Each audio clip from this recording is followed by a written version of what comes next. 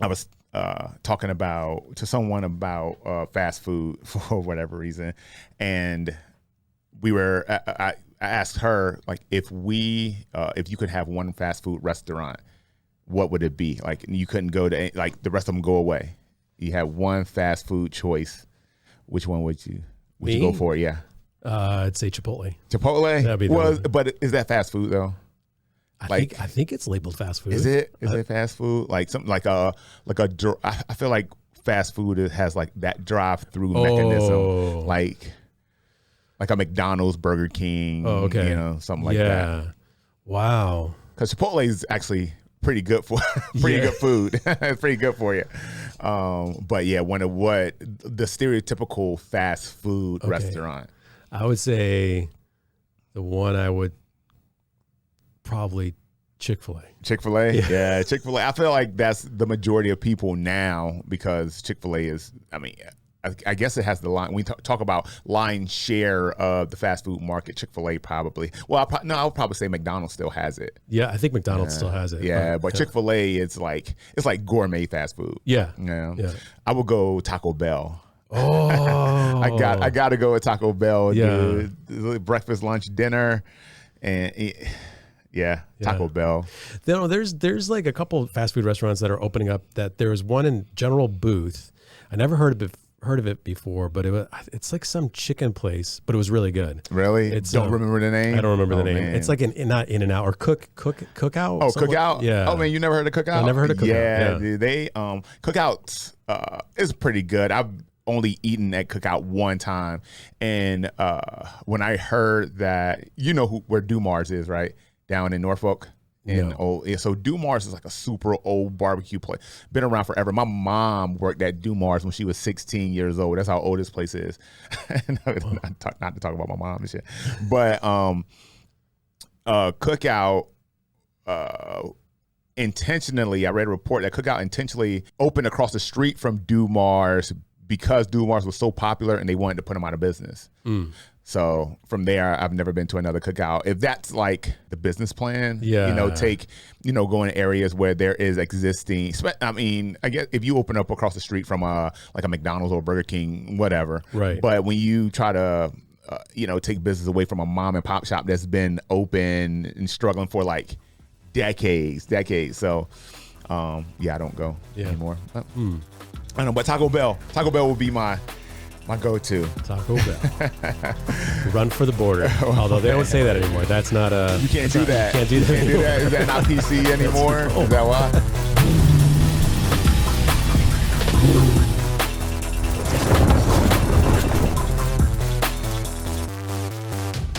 Welcome to the Alpha Geek Podcast, where we embrace our geekdom and respect everyone else's. If you don't mind, please click the subscribe button, get our alerts. It's a little click for you, but it means a lot for the page and a lot for us, so we greatly appreciate it.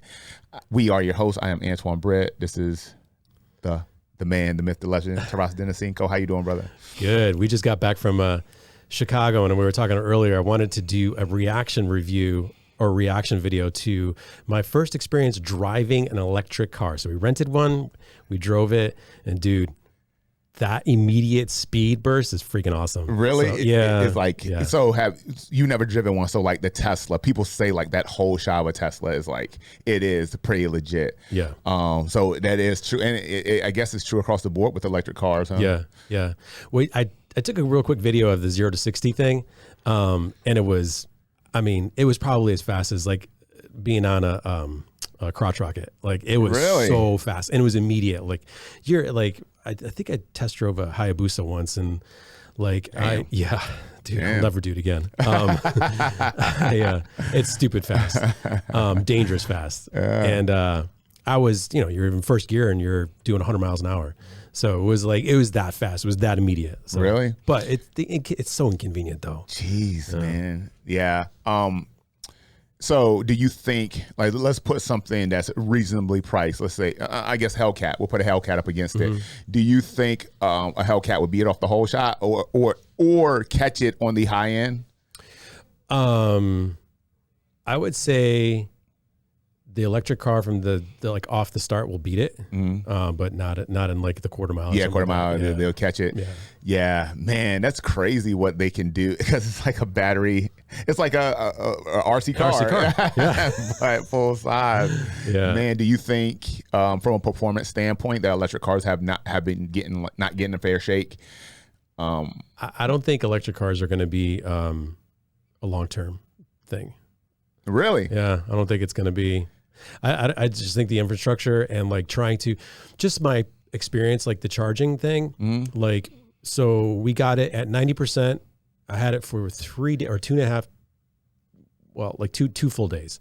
We drove it probably from ORD to Naperville or Oak Brook Terrace, which is probably like 30 minutes away, and drove around a little bit, and it went down to like 40%. And then to charge it before I returned it was going to take a couple hours. So the convenience factor, and then you got to find a charging station, and then the charging stations, some of them were broken down. I was like, I don't know. So it wasn't. It's just the convenience is not gonna. It's yeah. Huh. So, well, man, I don't know. I feel different. While I like we prefer gas powered vehicles, but I feel like that's the way the world's going. Like it has to be more sustainable at some point, and I feel like that's one of the natural things to take away are the need to have fossil fuels. So yeah, but it's not better. So Toyota and Ford, I think Ford and Toyota both have backed away from the electric car and are going back, investing resources and time and budget into hybrids. Yeah. And then there was also an article where they're looking into hydrogen. So that's where Toyota's like moving into. Now, whether that happened, can you imagine hydrogen cars? That sounds scary. 5 years ago, or 6 years ago, we couldn't imagine electric cars. Yeah, so yeah. Man, that's hydrogen cars. I do remember there was I think this gentleman's died. Who knows? We're not even going to get into any conspiracy theories, but he made and patented a water fuel, like a car that ran off of water. Yeah, or the engine, the motor. And so I guess anything's possible. Yeah. So I think the hydrogen thing is going to be more when it comes to being greener and safer or better for the planet. Hydrogen is going to be the way because it's water based, but the amount of pressure that it takes, I mean, if it goes wrong, I mean, it explodes. And jeez, so, yeah. That's crazy, man. The world we live in, dude, it's nuts. Things are changing so fast. Do you think that as we get closer to that, whatever that ends up being, if it ends up being hydrogen or hybrid, do you think that we totally go away from gas vehicles, or they're always going to be like an enthusiast or a market for gasoline? Yeah. There's always going to be a market for gasoline. I mean, if you look at, like, in my opinion, and for what it is, I look at countries like India. What are the most populated countries, and what are their means of transportation? And India has like all sorts of transportation, but it's all mostly probably fossil fuels.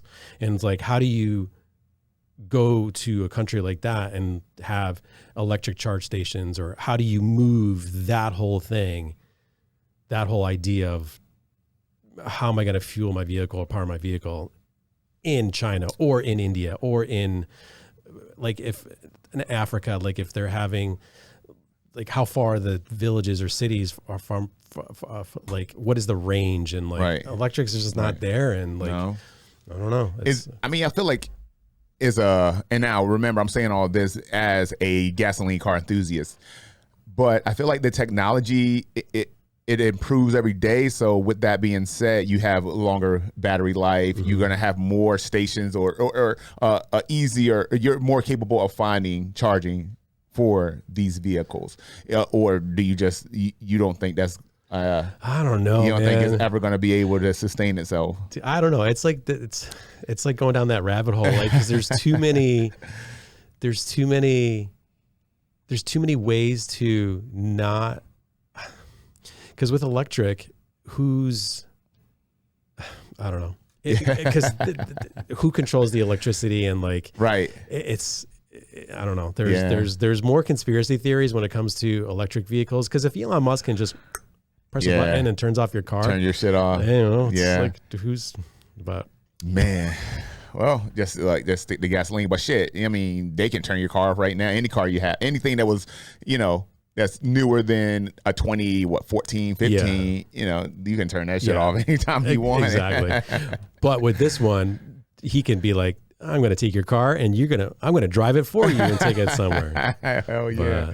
But did you hear, speaking of Elon Musk, I don't know if you want to go into Disney drama, but Disney drama earnings report is coming out tomorrow, and Nelson. So I gotta look this up. So I've heard that my buddy Todd said, "Hey man, listen to this podcast." So Nelson Peltz, have you heard of Nelson Peltz? I have not. Nelson Peltz is the largest shareholder of Disney. Yes, I have heard of this guy. Yeah, absolutely. So Nelson Peltz is trying to change the board of directors, and he bought out more of the stock, and he was seen last week with Elon Musk. And somebody questioned Elon, is like, "Hey Elon, so what are you going to be doing next?" He's like, "Well, maybe I'll," because he was at a premiere for one of the Disney movies. He's like, "Oh, maybe I'm looking to acquire another company."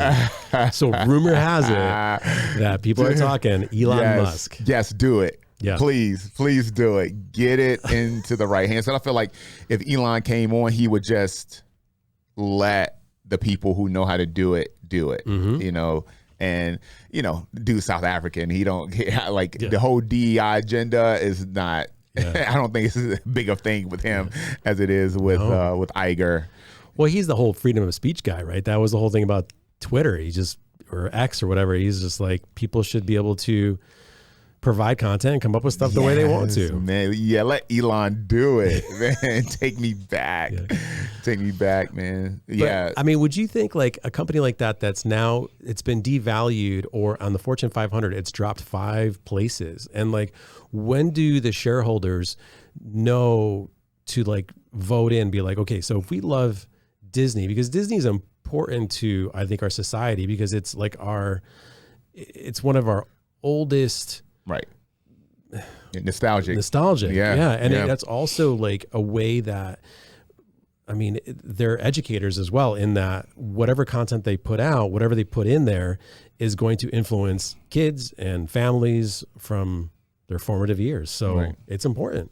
Well, I mean, you can agree with me on this, that the world we live in now is not the world that you and I grew up in. Yeah. And while it's improved in some ways it has not, as far as kind of coddling a more like woe is me type of mindset, and really like nurturing that mindset in a way that that make people, younger people, these days less capable of kind of just like taking care of you, kind of like that do-it-yourself type of attitude is like gone away. Yeah.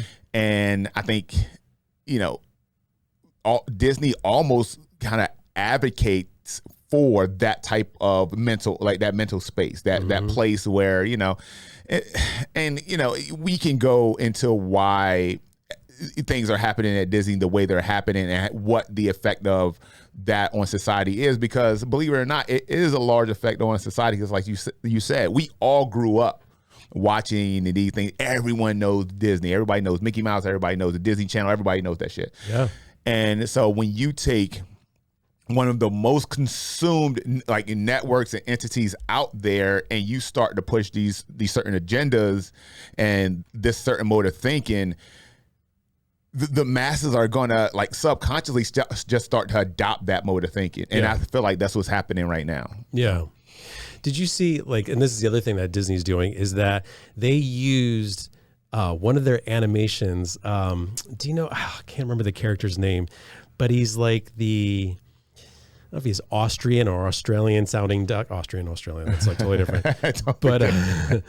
But he's like the scientific duck that explains everything. Well, they made an animation and they released it to all the shareholders and how to vote. And they're like, you need to vote, and you can't vote for Nelson Peltz because that's the wrong vote. So they're literally using, like, what does that say about, and I was listening to this other guy, he's really involved with more of the business side of Disney. He's like, what does that show how Disney sees their shareholders? Like they're just these Yep. nostalgic shareholders that are just, oh, I'll listen to an animated duck. Yep. Just pockets, just deep pockets for us to manipulate the way we want. Yeah, that's what's I feel like at some point the shareholders are going to have to really like put the boots to the trajectory of where Disney is going. And I mean, it's going to have to happen. I mean, I don't know if you remember this, but a few years ago, DC was dropping a whole bunch of projects, and it's like, the next movie coming out is gonna be Superman, and then we're gonna do Black Adam after that, and then after Black Adam we're gonna do Shazam, and they had this whole rundown of all these projects that were going on, and slowly they started chipping away at these projects. Well, we're not going to do this one. This is going to be too expensive. We're going to cut the budget on this one. And inevitably, that ended up being the downfall of the DCEU. Well, that's what's happening now with Marvel. They're taking projects. You know, they have all these projects set for 2024 to be slated to be released in 2025. And slowly, these projects are going. For the projects that have stayed, i.e., the Star Wars movie, Deadpool, everything that's coming up on streaming, the budgets have been cut. They actually cut the Star Wars budget by half. Yeah. From a little bit over $400 million to a little over $200 million. Yeah. Which, I mean, and when you talk about, if you budgeted for a movie for $400 million, at some point, somewhere, some analyst, somebody said, okay, for us to do the movie the way that it needs to be done, it's going to cost us $400 million. And Iger was like, nope. Yeah. Maybe we don't do it the way it needs to be done. Maybe we, scrape a little bit off the top, take some of the filling out. Yeah. Now can we make it happen for $200 million? All right, well, no, we can't. But, you're the boss. What happened to Iger? Like, that's my question. Like, Bob Iger took Disney to another level, and then all of a sudden Chapek steps in, and then Chapek is out and Iger's back in, and Iger's like a completely different CEO. Like it's just so crazy. I mean, I don't know. At some point, I felt like it became like a money grab. Yeah, and he's just doing it the wrong way. I mean, you can make money and appease the fan base that help you get to this point, this structure that you're in now. And I mean, it's a reason why Iger sounds so much like Liar. There's a reason for that. Yeah, because he goes back and forth. He flip flops all the time, and he's pissing off. First, he pissed off Daisy Ridley. Then and then he flipped the other way, and now he's pissing off Charmaine Obaid-Chinoy, and Kathleen Kennedy. Now it's turning into like the Bob Iger versus everyone else type of show. So, man, I don't know. Yeah, well, I don't know. Hopefully, Elon's going to step in and be like, let's. And everyone thought it was a joke when Elon was talking about buying X or Twitter, and like, you just don't know now. Until he bought it. Up until the day that he bought it, everybody's like, eh. What I can say is Daisy Ridley, though. Look at her. I mean, you go, girl, for real. Like, she's sticking to her guns, and she went on. She did this talk show, and they expected her to push this DEI agenda, and expected her to kind of push Chinoy as the director, and none of it. Yeah. She doesn't want to be seen on screen with her, on camera. Won't do any interviews with her. Like, she's like, this will ruin my career. Yeah, and I'm not doing that shit. Yeah, and like, good for you, sticking to your guns, man. Yeah, that's good. So she's you're saying that there's like some stir up in wrestling? Yes, yeah, absolutely. So we haven't been able to talk about wrestling for a while, so a lot has happened. So we all know, I think the last time we spoke, CM Punk came back. Give it a little bit fast forward. CM Punk goes into the Royal Rumble, and he tore his tricep. So this is like his first, and he did a couple of house show matches with Dominic Mysterio, but nothing televised, nothing big. Tears his bicep, or I'm sorry, his tricep, and now he's out. So now there is a gap between him, the match that he was supposed to have with Seth Rollins at WrestleMania. This is what we were supposed to be setting up, and Cody Rhodes I mean, we all knew that by finishing the story, it meant him wrestling Roman Reigns at WrestleMania. So The Rock comes back. Right? A few weeks ago, The Rock comes back and he gets a huge pop, and he goes in the ring. And we talked about this a little bit in the previous podcast. He wants to be the head of the table, basically. But none of the fans knows what that looks like. He could wrestle at an upcoming pay-per-view event, and no one really expects The Rock to beat Roman Reigns in a match. It just doesn't make sense for a guy that just comes in and out. He's not a permanent fixture in the WWE anymore. So the fans don't know how that's going to happen, but no one thought it would happen at WrestleMania, because that's when Cody Rhodes is supposed to come in, quote unquote, finish the story. Well, you fast forward a couple weeks, The Rock comes out, and Cody Rhodes is in the ring, and he's talking about how, I'm going to finish the story. I'm going to take that title off of you, Roman Reigns, after everyone kind of knew that he was going to win the Royal Rumble. All right. Cody wins. It automatically sets up another match between Roman Reigns and Cody. So we thought. Rock comes out. He meets Cody in the ring. He shakes his hand. They hug, they embrace, and The Rock whispers something in Cody's ear.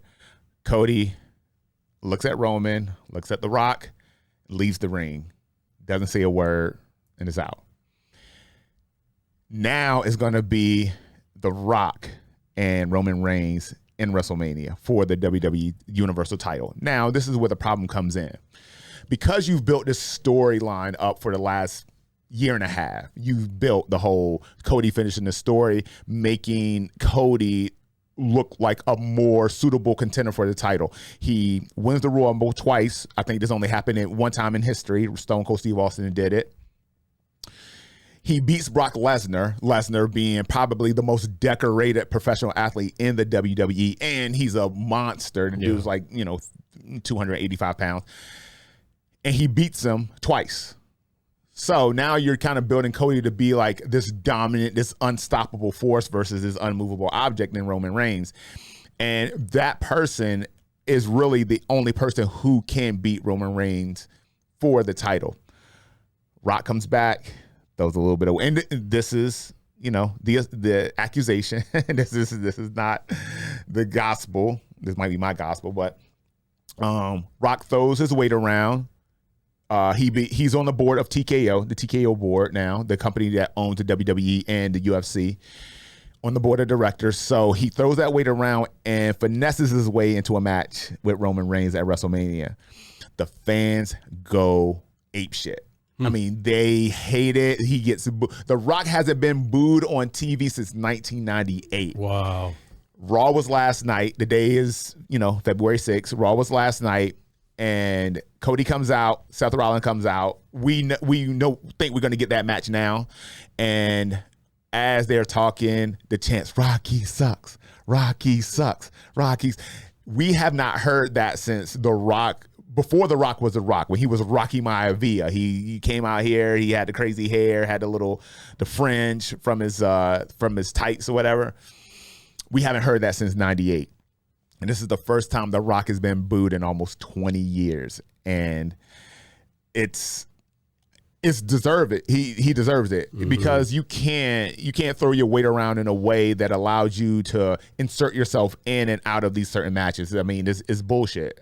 And the fans are letting him know about it. He put out a post yesterday about a new Under Armour line of clothing that he has coming out. In the comments, 5,000 comments, nothing to do with Under Armour. Everyone's like, "We want Cody." # we want Cody. Get out of here, Rock. It's messed up what you did. Blah blah blah.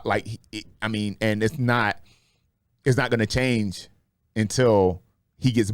I see him getting booed at WrestleMania, main event WrestleMania. I see booze, showered with booze, that match, which will be really messed up because Roman Reigns has been, you say what you want about him, he's been a great champion. He's been what we expect a champion to be. He's charismatic. He doesn't work that much. Hulk Hogan didn't work that much. Yeah. He's charismatic. Hulk Hogan was charismatic. He was like almost like this untouchable force that if you beat Hulk Hogan, that shit, that you had to be the man. Like, it wasn't any Joe Schmo off the street was going to beat Hulk Hogan. Those storylines had to be built, and this character had to be built so people to believe that he could actually pull this off. And there's nobody that they've done that for until Cody Rhodes. Yeah. So, wow, man, we'll see. And a lot of people are saying that, they did this to pivot from or to distract from the Vince McMahon thing. Oh, yeah. Yeah. So, but I don't see how that, why does that change anything? Why does The Rock coming and getting a main event, how does that distract from the whole Vince McMahon investigation? I don't know. I mean, shit, I don't know if you read the investigation yet. Have you seen it? No. There's nothing distracting from that shit, dude. Vince stepped in it, man. Yeah. For real. Like the report, the investigation report came out. They leaked some text between him and the girl and the young. I'm sorry, I'm not remembering the young woman's name, and Brock Lesnar, and it gets very graphic.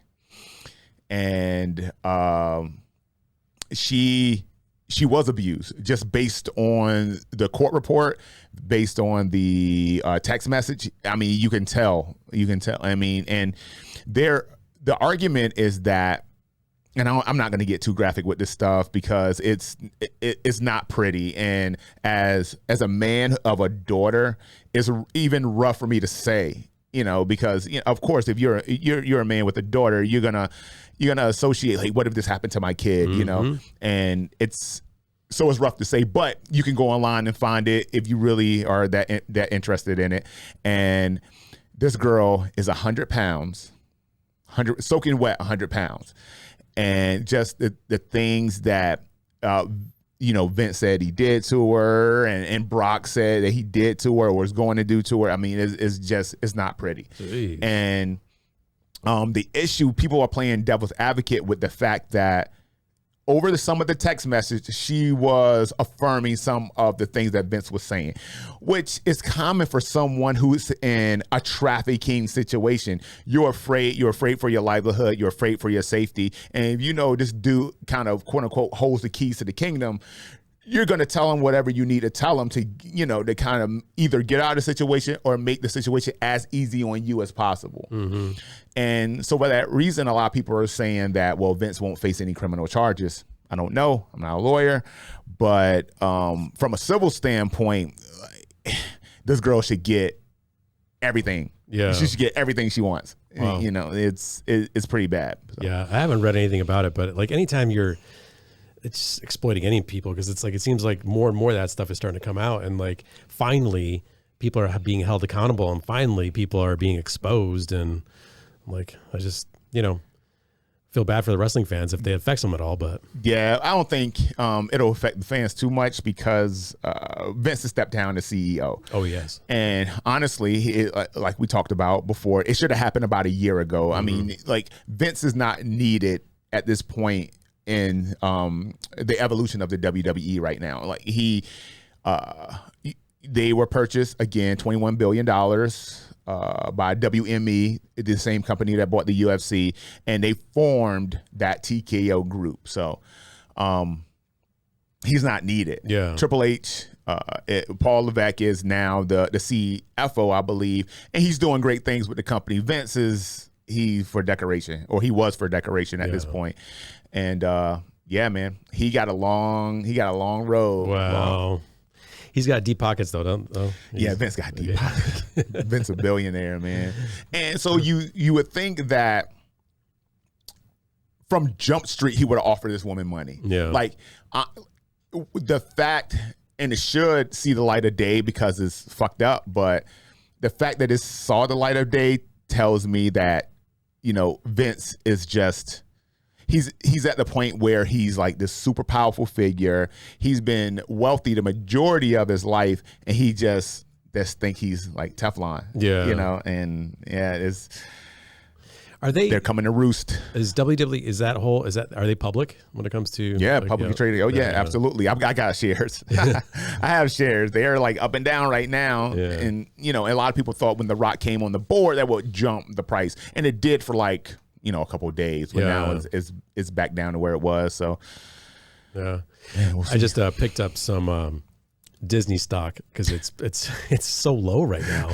What is it? What'd you buy it at? It's $90. Really? $90 a share. So I just bought like $1,000, whatever. But with, talks with change, anytime there's going to be change, there's potential growth. Yeah, so, absolutely. Look at my man over here taking advantage of a bad situation. Yeah. Well, isn't that what all traders do? It's like, now this is by no means is any financial advice because I've made a lot of bad ones. I got into like crypto coin and Bitcoin, cryptocurrencies and like NFTs and all that, and I just lost it all. So yeah, I got into it. I'm still about where I invested for all my crypto stuff. Doge is a Dogecoin and a couple other ones, and it kind of hovers around the same. There's been no significant loss or gain with that stuff. But when the whole in Virginia, weed has just become legal. What were we like? Maybe 3 or 4, something like that. Right before COVID, it became legal. What? Marijuana. Oh, yeah. Marijuana. So I invested in a couple, Kush Bottling, Aurora Cannabis, Canopy Growth. I invested in a couple of those marijuana companies, expecting that when it becomes legal, federally, I'm going to clean up. Nope. Yeah. Nope. That shit went down. Is it legal? Because I saw like there was a store down the street that was it the Queen of Green? Like she was going to be, like, and she's gone. Yeah. So I don't know if she was trying to get into when it was going to be legalized. I don't know what happened with that. Yeah. Well, I think that it was a whole bunch of, like, they made the Delta 8 strand legal so you can sell that, but that is like the watered down version of weed. I don't know what happened. I'm not a huge, weed connoisseur personally, right. I'm not, but from my understanding, it was decriminalized, but only illegal up to a certain amount. Like you couldn't have ounces and ounces of weed. If you had a dime bag here and there, I think if you're smoking in public, it's like a $25 fine or some shit like that. Yeah. So, people eat that. Yeah. I heard on the news that, since we're on drugs, that California is decriminalizing mushrooms. Yeah, oh yeah. Did you hear that? Yeah, I heard the same thing. I think that's like my buddy Todd also, he's like, he talked about how, and we might have talked about this in the past, that certain mushrooms can help people with addictions immediately lose their or kick their addictions like in one dose. I thought that was like, really? Yeah. Like, so like probably the whole, medical industry or the whatchamacallit, what is it? But not Moderna, but whatever, the Pfizer. Oh, Pfizer's probably like, we're not gonna. We got to make money on it. So, but anyway. Man, it's a hallucinogenic, right? Mushrooms make you hallucinate. Yeah, but in smaller doses, it's supposed to like free up your mind and try to change some of the pathway. Does it change pathways? I don't remember. My buddy Todd, he's very knowledgeble about it. So I'm just going to sound completely dumb talking about it, but let us know in the comments if you know what shrooms do. No, I have friends that they partake regularly. Yeah.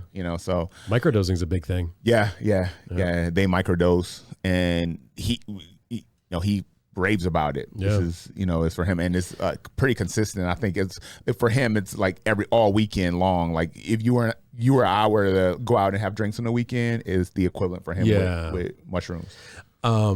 When I was in Chicago, we went into a Nordstrom Rack, whatever, just to shop to kill some time before we had to drop off the car. And there's a dude on the phone. He's like, "Do you want to go pick up some edibles before I come home?" I'm just like, wow, it's that common now. It's common now. And you're saying that was Chicago? Chicago. So it's legal in Chicago. I think everything's legal in Chicago. It's a cool city though. Like they got cool stuff. Yeah, I mean, Chicago as a whole is a cool city. I mean, when you go to like Southside Chicago, it was dangerous. Yeah, you don't want to hang out. Yeah. But Chicago as a whole is great city. I love downtown Chicago. Yeah, we were. I was there for work one time, and my buddies were going golfing, and I told him to take the wrong exit, and my buddy that lives there, he's like, "Why'd you tell me to get off this exit?" He's like, "If we literally roll in there, we will get carjacked." He's like, and like we were at the wrong place. So he totally did an illegal U-turn. It was just like, route. Yeah, oh yeah, dude, fuck that illegal U-turn. Yeah, I'll take that ticket all day. Nope. Yeah. No, yeah, it's crazy. What they call it, Chirac? Is that? Yeah, they call it Chirac. Yeah, no way. No way, I'm good. Crazy. I am good. Man, I just had a thought. We were talking about Chicago. Man, damn, I forgot that quick. Yeah, and I don't smoke weed. I don't do any of that shit. All good. Yeah. Speaking of going back to mushrooms, what I did hear one time, and it was on the Joe Rogan podcast, that he says that MMA fighters, some fighters will, did he say, what was he? They would take mushrooms before a fight. Really? Because I don't know if that's not illegal to use in a fight, but I don't know if that's accurate or not. But can you imagine, like, I've never done mushrooms, but I can't imagine going into a ring and fighting and tripping on mushrooms is probably the best thing to do. Yeah. Well, it might, like you said, it kind of opens up pathways and things like that. Mm-hmm. It might have that effect, kind of help you see things a little bit clearer, kind of slow down, because that's a super anxious situation to be in. Speaking for somebody who's been there, like everything just moves so fast. Yeah. And if you have the ability to slow things down in a way that helps you see more and kind of, kind of be able to kind of do like this mental puzzle in your head and put the puzzle together, it can be a huge benefit. That's why, guys like Anderson Silva were so good, because he was just so relaxed. Yeah. He was so relaxed in the cage, and he was able to see things and do things that people weren't able to do, because you just by nature that environment is not relaxing, by definition. So have you seen on Instagram, there's this, I think it's a recent boxing match where this dude is just like, he's like, it looks like a Shaolin monk or something, like a drunken master. I did see that. And then he like bops the dude on the top of the head. The rest like, no, you can't do that. I was like, was that like a legit fight? It was. No, wow. Yeah. And I don't know who this guy is. If he's a newer boxer, if anyone knows who he is, because I did see the clip, and it made its way through Instagram, pretty quickly for like days. And yeah, he was moving really well. It's like super relaxed. There's been boxers throughout, a couple, Prince Nassim Hamed, you remember him? He was just like super flowy. Floyd had a little bit of that. Michael Venom Page, he had a lot of that.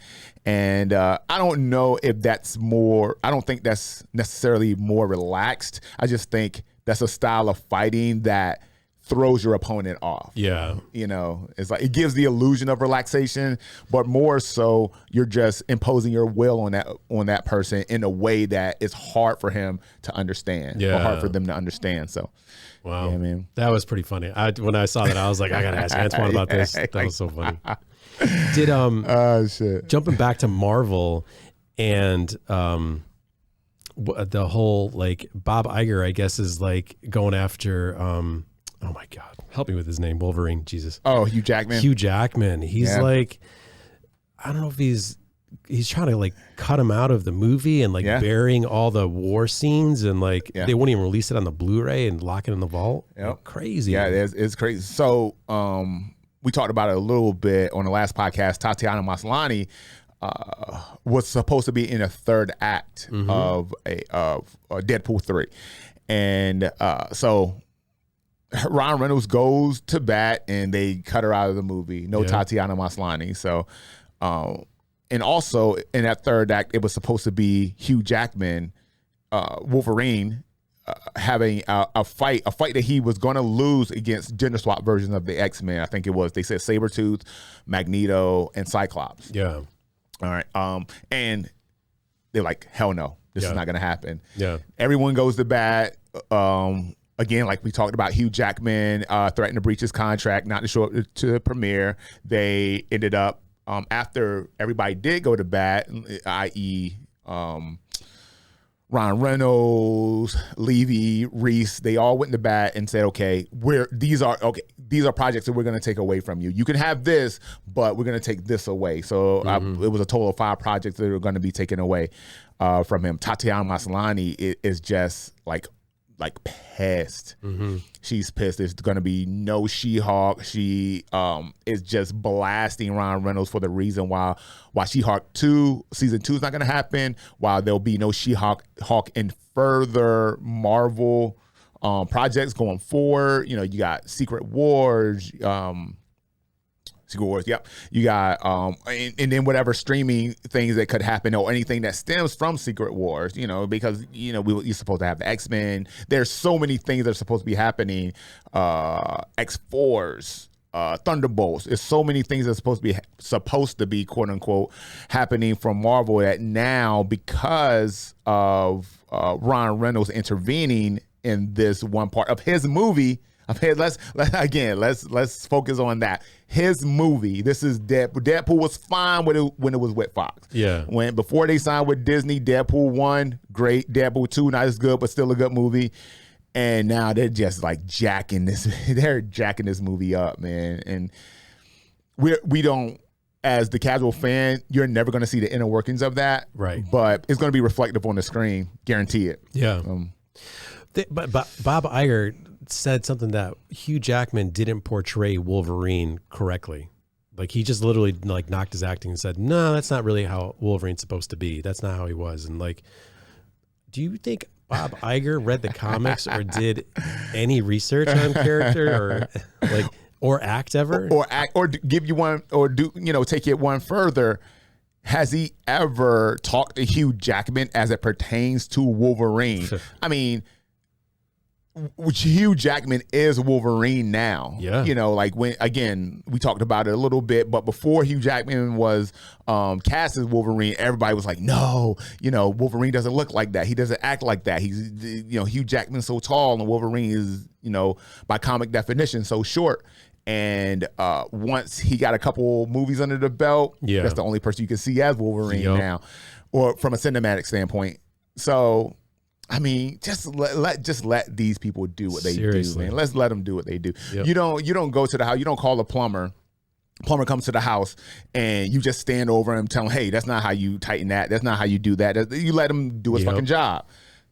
Let Hugh Jackman, let the cast and crew over at Deadpool 3 do their job. Exactly. So they got all these reshoots coming up, and these reshoots coming up are supposed to be where they do the whole like gender swapping thing. Yeah.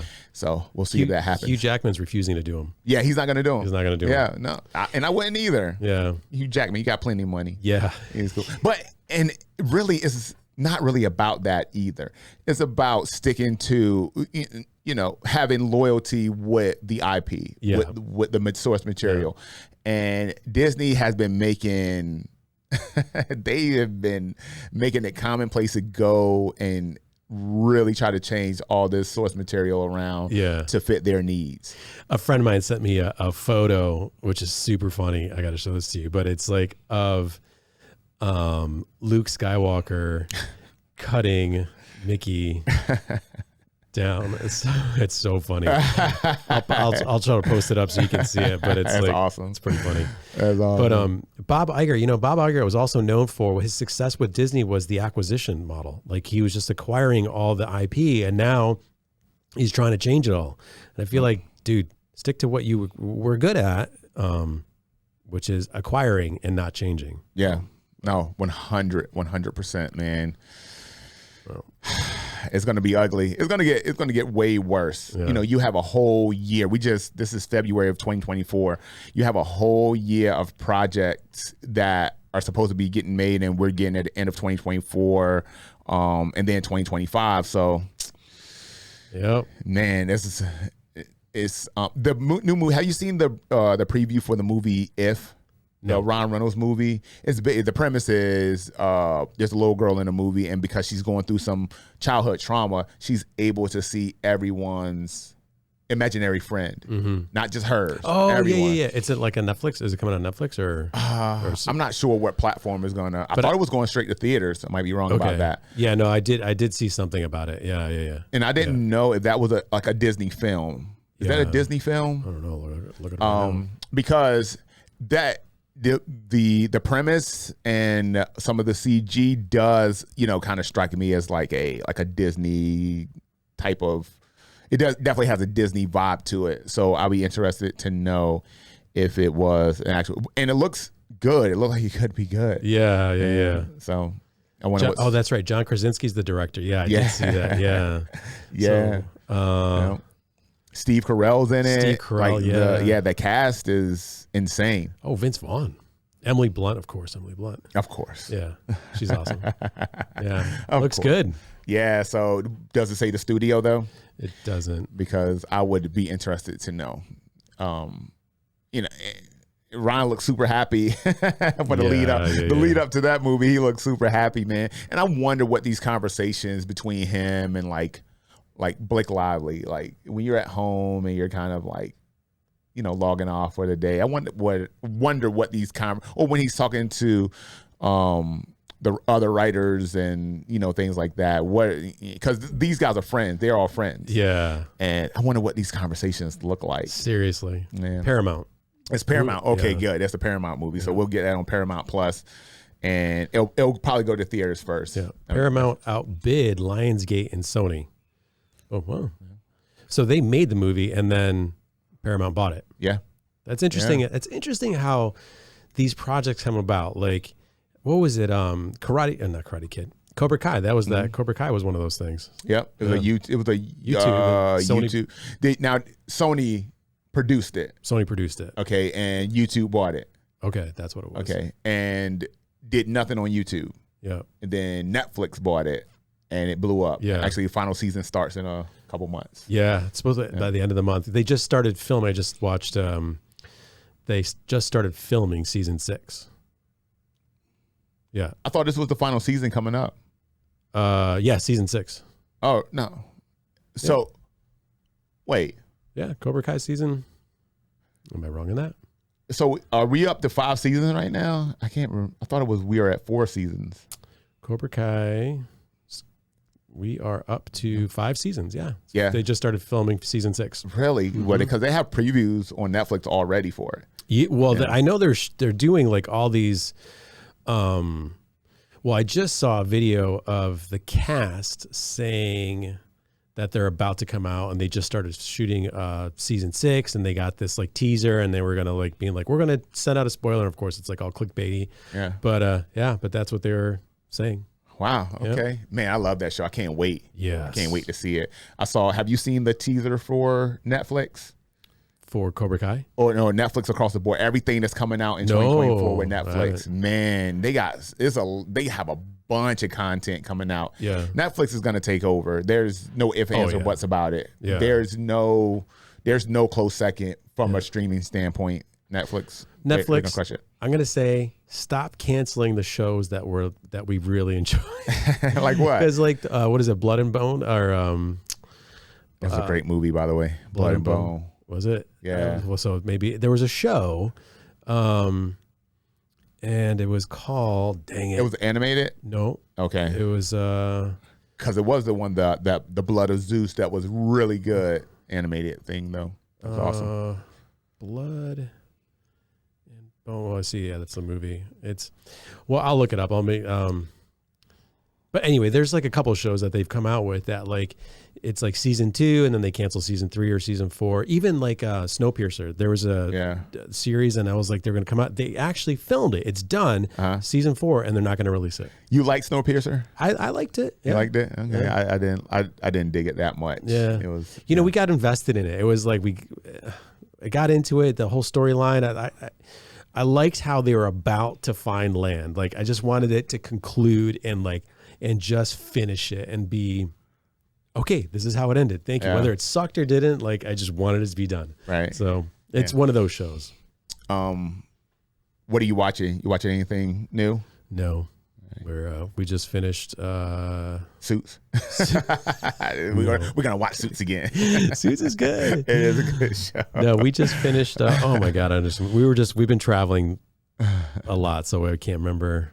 But we started watching a movie, which I can't remember. That's how my brain's still. I'm still in Chicago. It was so good. It was so good. No, it wasn't good. That's why we were like, oh, this is okay. Are you watching anything? So I just finished Far More? It's a Amazon Prime movie with Adrian Grenier, the lead from Entourage. You ever watch Entourage? Yeah. He's the lead from Entourage, and he plays his brother he comes back home to a town of like 1,400 people, or sorry, 14,000 people. Or was it 1,400? It's a small town. And his older brother, who was like the quintessential jock, went off to the army, fought in a war, kind of like a war hero, comes back to this small town to live and ends up getting cancer. Ooh. And so the movie is about the Adrian Green, and I don't know if I'm pronouncing this last name right, but his character kind of coming back and kind of coping with some of the things. He's gay, and so he's coming back and kind of coping with some of the things that he went through growing up and coming out as a teen and things like that. So, or being forced out as a teen thing. Is a really good movie. Is a dope flick. I dug it. We watched. I just remembered. I don't remember the name of it. The latest Julia Roberts movie that was on Netflix. It was about. It's like one of those end of the world things. It wasn't good. We fell asleep. Julia Roberts. It was like Julia Roberts didn't. Stinker. Oh yeah. I did see that. What was that movie called? And it's like the Russians kind of like started this war, and they start breaking down the American infrastructure. Yes. Yeah. Blade. The new Blade is in that movie too. What's his name? Leave the World Behind. Yes. That's what it was. Yeah. It's pretty good. And Ethan Hawke, right? Ethan Hawke, the husband, yeah. I don't know. It was just like it just had a slow start. It was like, what was that movie? Was it Box? No, Bird Box. Bird Box. Yeah, with Sandra Bullock. Yeah. Yeah. I was like, it sounded interesting. It sounded really good. And then I just kind of didn't. I was like, can you really build a story off of that? I don't know. No, it was pretty good. They did a sequel. Yeah. Yeah, they did a sequel of it. I like Bird Box. I like Sandra Bullock as an actress. Yeah. Yeah. And I like Julia Roberts. I was hoping that she would, but her character was just so like, bleh. I don't know. I didn't love it. Yeah. But the guy that owned the house, how she was like freaking out about, he's a great actor. He was like in the Green Book. Yeah, he was in Luke Cage season 1. Yeah. He's playing the new Blade. I don't know why I'm forgetting his name. Oh, he's the new Blade? He's a new Blade. Oh. Yeah. Wow. Well, as of right now. Right, yeah. You never know what's going to happen with that shit. Yeah. Wow. What are you looking forward to? What's coming out? You know, our this episode of our podcast is coming out. I'm looking forward to you guys are looking forward to that. Yeah. I don't know. What should I look forward to? Well, with Netflix, we have the Umbrella Academy, final season of Umbrella Academy. I didn't see anything about that. Really looking forward to that. Yep, we get that this year. Man, that show has just kind of like come full circle, and I think they're ending it. This is the perfect time to end it. It's still at the height of its popularity. Netflix has kind of, made a business out of like creating kind of like these taking something that has a pretty obscure source and just making it into these really great shows. Yeah. And that's one of them. You have that. We already talked about Cobra Kai, the Old Guard, sequel to the Old Guard. Looking forward to that. That came out in early 2022. Okay. And it's basic. Charlize Theron is the star of the movie, and it's basically about a group of people who can't die. If they get killed, they just wake back up, and it's like, but they don't know. So, but it varies on how many times they can die and come back. Some of it is like a handful of times. Some of them, it can happen hundreds of times. And so while they don't mind, being killed, taking a shot to the head, like in the back of their mind, they're like, okay, how many more times do I have this? So it's a pretty good show. I dig it. It's like, superhero sci-fi shit. Shit that I like. I will say this: I need to finish Bad Batch. I kind of, just with their travel schedule, I'm kind of looking forward to getting back to that. And yeah, but I will say I'm totally sucked into what's taking my free time up is watching all this Disney drama. Yeah, like that's I'm even on Twitter or on X. Yeah, no, it's a shame because us as the fans, we just have to sit back and we can go here and speculate all we want and talk about it and bring attention to it. But at the end of the day, it doesn't really matter. We have to sit back and whatever they put out, we have to make the decision whether we're going to go see it. And we probably will. We'll probably go see it. And we're going to, if it's a stinker, we're going to talk shit about that and then wait for the next thing to come out and watch it again. And it's just, although we didn't see Aquaman 2. So I did. Did you see it? I finally watched it, and it was not that bad. Okay. It was not that bad, dude. I actually, I don't know why it got such bad reviews. Well, I can see how it could get bad reviews, but I don't understand how it did so much more poorly than the first one. I mean, it's a huge gap, $880 million compared to like a little bit over $200 million. Wow. But I love between him and Orm, like the whole buddy cop thing, like the kind of like dancing on street level buddy cop stuff. Loved it. Thought it was good, and I thought I think Orm makes a great anti-hero type of character. So not so much, not a hero, not a heel, but kind of like somewhere in between. Yeah, I think he makes a great character, and then the Black Manta character was dope, and what they did with his storyline was. I guess it's okay if there's not going to be any more. Right. If there was going to be another one, or potential another Aquaman, you'd be like, they could have done better with Black Manta. But knowing it's going to be over, it was like, okay, he went out in a way that's acceptable. So, but no, it was pretty good. If I had to give it, 10 stars, I would give it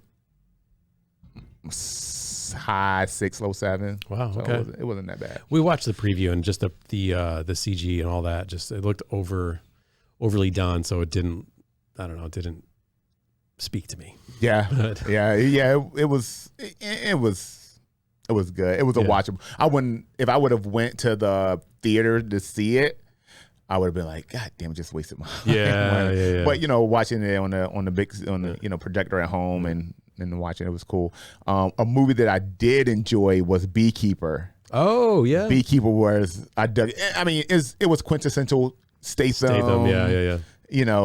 Shoot him up, bang, bang, beat him up, and just walk off into the sunset. That's on my list. Yeah, it was pretty good. I think you'll enjoy it. Again, it's one of those movies, and you know what to expect. Just like any Statham movie, you know exactly what you're gonna get. Yeah, that dude never win an award for a movie, but you're gonna go in there and especially as a dude who likes action movies, you're gonna go in there and be entertained. So cool. Yeah, man.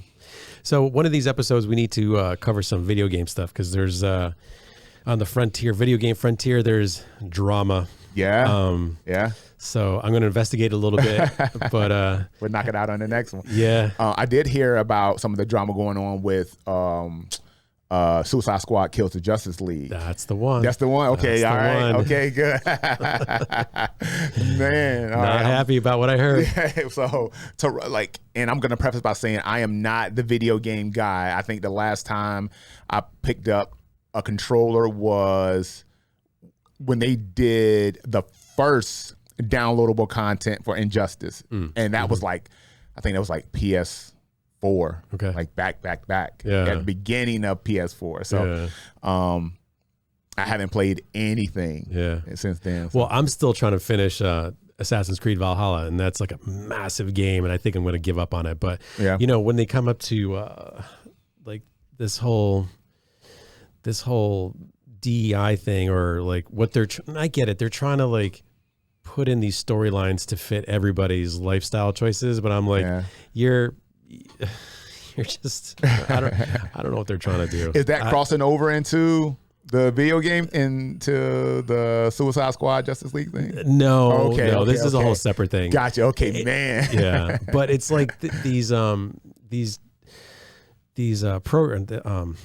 these not manufacturers, these programmers, or these game programmers, they're just, I don't know what they're doing. They're like they have these great, and they were talking about the combat engines of like how Arkham had one of the best combat engines, and like the story of Assassin's Creed and the cutscenes, and they're all amazing. But with Valhalla, the game is so big and the cutscenes are great, and but the story, although fixed in true historical accuracies, where they're talking about the kings and how all these invasions and how just the simplest things of how Worcestershire sauce was created. Right. They actually cover all that. But then the storyline of your character, actually, I was just like, really? Was that necessary? Really? Oh man. I don't know why, but I don't know.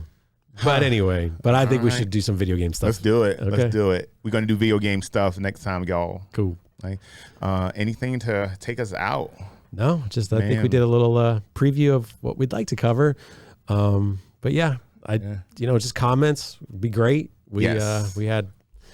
Yeah, so we're like, I don't know. Yeah, comments, any interaction we can get out of you guys is always awesome. I do have one little piece of really great news. We, Juggernaut Cookies has just got accepted into Big Box.